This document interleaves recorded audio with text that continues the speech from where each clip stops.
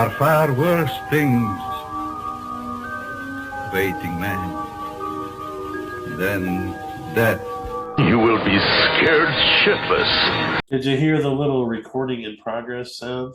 I did, yeah. Excellent. Okay, so I won't be able to sneak up on you with the recording. No. So this is S. Michael, and I would like to introduce. Well, I would like for our new potential co-host to introduce herself at this time. Hi, I'm Charlotte Spark. Thank you for having me. Charlotte Spark, I'm going to say something that I'm sure every other American says to you. I love your accent. I really do, though. So tell me about how your accent fits into the pantheon of accents around like London and England and Britain and all that. I am up north, and I am from where Bram Stoker wrote Dracula. Yes, Fun that's fact. so effing cool. All right, Yeah. cursing. Can we curse on this show? Hell yeah. Well, fuck yeah. All right. Yeah, because cursing isn't my go-to, but like when I hear something that's fucking cool, I'm like that's so fucking cool. Yeah, it just comes out. So you and I are doing something that I've never done on this show with another host, and that is just to let it fly and talk about our favorite horror video games. And I would like to start because I am easily twice your age. And I would like to start with a grue. A grue is a creature of the night with slavering fangs, and nobody has ever seen it and lived to tell the tale. And that creature is from a game called Zork, which I believe was first released in 1979 or 80 by Infocom Games. And it was a text adventure. It was just pick up lamp, turn on lamp, find sword, or pick up sword, place sword in trophy case. The whole object of the game was to collect 20 treasures from the land of Zork and to survive. And you had creatures trying to kill you, like trolls and thief. Yeah. But the scariest one was the grue because. What you didn't know was that if you didn't have a light source and you moved into a dark place, they would tell you it is pitch black. You are likely to be eaten by a grue. And I got goosebumps every time. It is pitch black. You are likely to be eaten by a grue. So that is my first memory of horror being used in a game. Yeah. How about yourself? My first experience with horror was with the PlayStation 2. With Silent Hill 2 was probably the first vivid memory of a horror game playing it, and I still play it to this day. That's how good it holds up. And I know it's getting a remake this year, which I'm super excited about, but just the story, and even when I was a kid, it's so terrifying to me. And still now when it's foggy outside, I'm still waiting for those ghouls to pop up out of the fog and get me. It's just such a good game, and it's a good entry into horror and Japanese horror because they do it best. They do Japanese horror games. They do it best. I'm not going to argue with that. At least the ones with the graphics, I remember playing Silent Hill, and I don't remember playing the second one, but that doesn't mean I didn't. So yeah, I'm assuming you went back and played the first one after you played the second one. Yeah, and the third one is a close favorite game. The third so can you refresh my memory just on the basic mechanics of the game? Like, is this the one where you take pictures of stuff or? No, Silent Hill is kind of like you're James, you're exploring Silent Hill, you're trying to find your wife. Yes. And you go to different buildings, you meet different people, and it just unravels and unravels, and then does a whole 360 and takes you somewhere else. Wow. Yeah, I love Japanese storytelling because they like to do that. They like to just build and build and build and then do that 360. The Ring is one of my favorite horror movies of all time. Now, granted, I haven't watched the Japanese version. I know it's based on Ringu, a Japanese film. But The Ring for me was a game changer, and not just for me. It made over 350 at the box office and blew Wow. everybody's minds. Not since The Exorcist had a supernatural horror movie made that much of an impact on American society. So you'll get a, probably yourself included, you'll get a lot of people Yeah. saying, "Oh, well, watch the Japanese version; it's better than the American version." And I'm not going to argue that. I just I'm know, that person. yeah, I I just am that know, person. I just know that my aesthetic, and when it comes to Yeah. watching movies with subtitles, it doesn't work for me as well as it does for a lot of others. But Um, I think the American version is probably one of those that actually hold up. Like yeah, one of the remakes of international films is The Ring is probably one of the best ones out there of any genre. yeah, yeah. Like I said, it was a game changer. Now, we will have to, when it comes to video games, talk about video games that were based on movies. Yeah. Now, sadly, most of the video games based on movies that I've experienced have not been very good. No, I agree. But Friday the 13th, the game, was fun. It was fun for a girl and a boy. It was fun for, if you got a bunch of friends together and you wanted to chase each other around as Jason and the counselors, that was a lot of fun. Yeah. But I have not played the new Evil Dead game, which, from what I understood, is a very similar concept. Yeah, and the Texas Chainsaw Massacre one is the exact same concept, Yeah. which is getting a bit boring. I want a story based, I want to Yes. be in the cabin. I want to be with the Sawyer family. I want to experience the story instead of it's fun to get your friends around, but it does get a bit boring. Yeah, yeah, and everything peaks. So, you have to do something to shake things up if you're going to continue with a similar formula. Yeah. Um, the first movie slash game that I can remember of a horror property was Jaws. I've been obsessed with Jaws since I was a tyke, and they all were terrible up until the original 8-bit Nintendo had a Jaws Yeah. game that was very loosely based on Jaws the Revenge, Yeah. and it was kind of fun, and it was fun until you could figure out that, oh, the shark can't eat me if I go to the very top of the water, which made no sense whatsoever. I am the first kind of movie one was Alien. There was Oh, the yeah. Alien for Atari, and then there was the Alien, I think, on the Sega Mega Drive, and then obviously the new one, Alien Isolation. I think that's one of the solid franchises that keeps pumping out some Oh good yeah. games. On the PS1, it was actually the first game that I bought. Mm, Was Alien Trilogy, wow. and it was so good. Like I still would go back and play that game if I had it. Yeah. Yeah, I played the bejesus out of that game. There's just something universally appealing about creatures bursting out of chests, and chasing you around like spiders. It's Yeah. so spooky, but in the best way. And I like they released a game on the Xbox 360 where you could actually be the alien.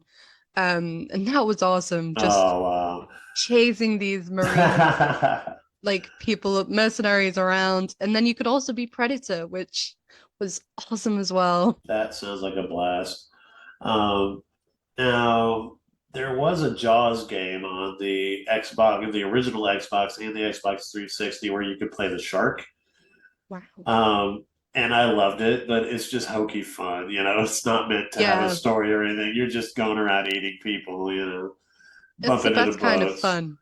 Yeah, yeah. It was just like maybe have a couple of drinks, sit back and eat a bunch of tourists, for the evening. It's a I'm, good way I'm to gonna, spend your evening. yes, I'm gonna go be Bruce for a while. So, is that your favorite game then? Is Silent Hill 2? No. My favorite horror game is probably Resident Evil 4 Ooh. specifically, which is also another one that I vividly remember growing up playing. And I'm repping Leon Kennedy merch because he was probably the first person I had a crush on growing up. He was Hey. everything you wanted. But Resident Evil 4 is just a classic. I know it's controversial because the second one is known as the best one, but to me, number 4 was part of my childhood. So, I don't feel so bad for crushing on Daphne from Scooby-Doo. Oh no, Leon Kennedy. I'm not afraid to admit that. All right. Well, we're a couple of sick little monkeys, but that's all right. I remember Resident Evil 4, and I remember loving all of the combinations that you could do with the various things that you would pick up. Yeah. Making a red plant combined with a green plant, combined with a super red plant. You know what I mean? Just all the little stuff that you could do. It's one of the reasons I got into the Fallout games, which while those are Fallout's brilliant. Yeah, while they're not horror games per se, they do have lots of elements of horror throughout the series, I mean, it's very relevant to real life horror. Yeah. Nuclear fallout and stuff. Yeah, death claws chasing you around. Giant crabs. Cannibals. Lots of cannibals in the Fallout The usual series. Friday night stuff. Yeah. Zombies. Yeah, well, they weren't zombies. Don't call us zombies, Smoothskin. No. But yeah, video games are a reflection of, I think, who we are as people. I think we change our taste in video games based on what's going on in our lives, what's going on in society.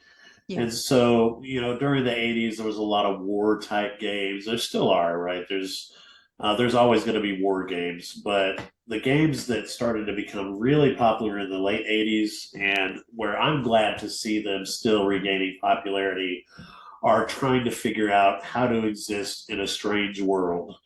And Silent Hill is one of those. Yeah. There's other games like that. There's one where you have to run. Is that the one that I'm thinking of, where you have to run to the next light source before the things get you? Oh, I'm not sure what that one is.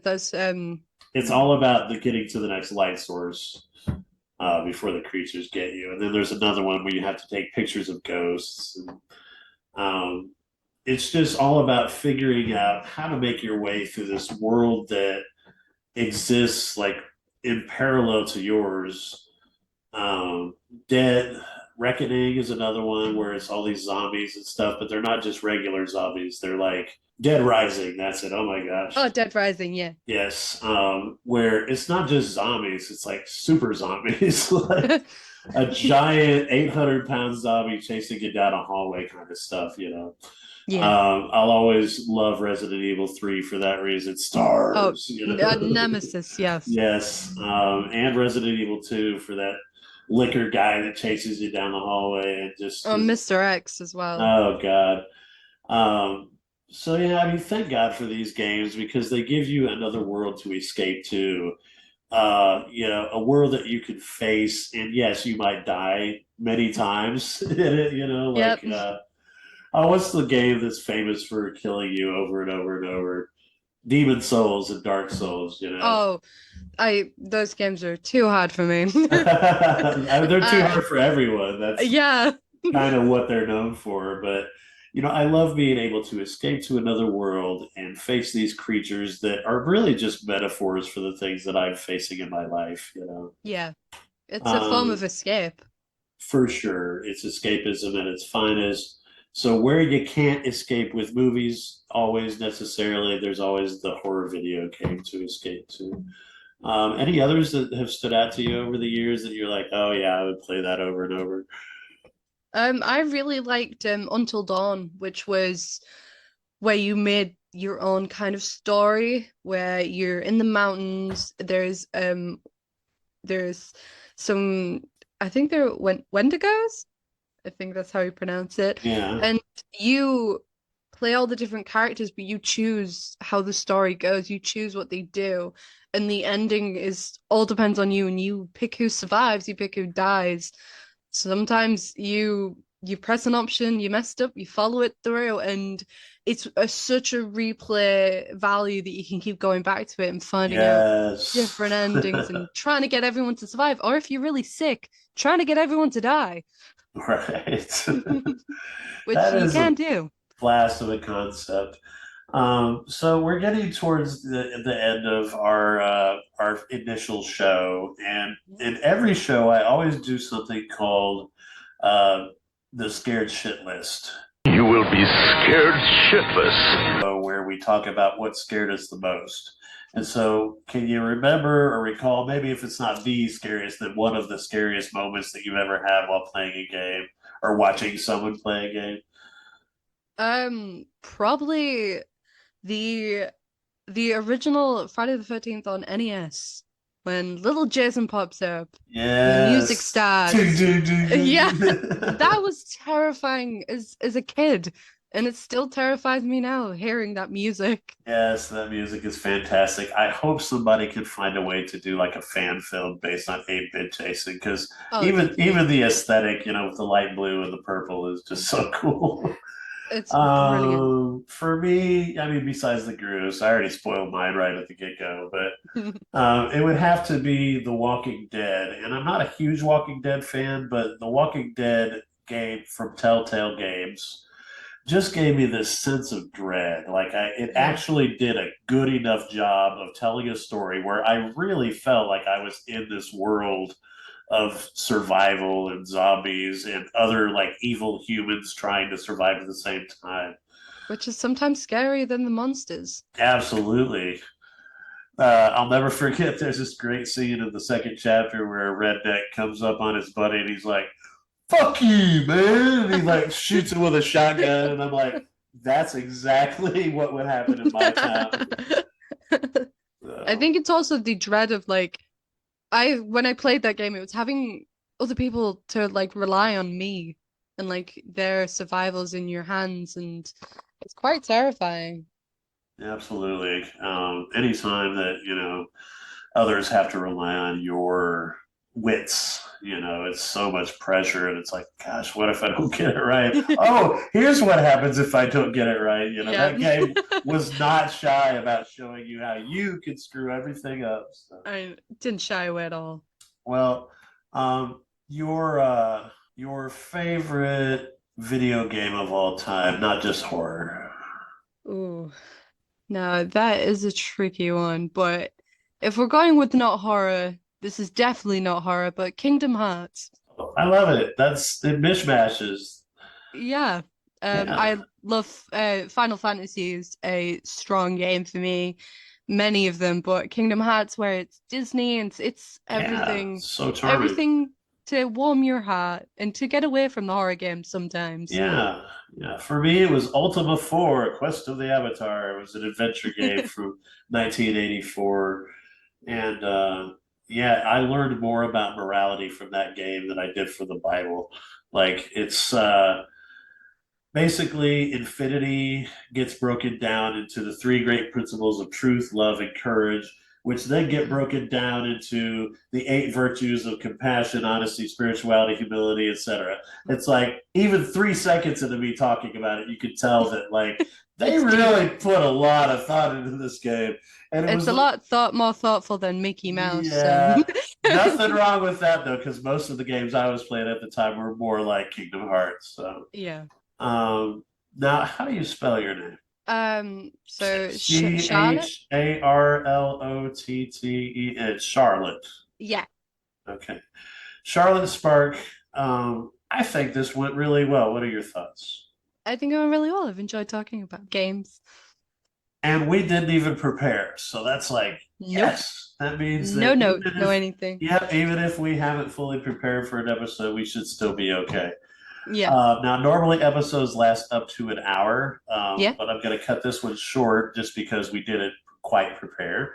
Yeah. But for the next one, you and I will get together and decide what subject to tackle. Yeah. And go from there. How does that sound? It sounds brilliant to me. All right. Well, Charlotte, thank you so much for joining me today, and we'll see you next time. Yeah. Thank you for having me.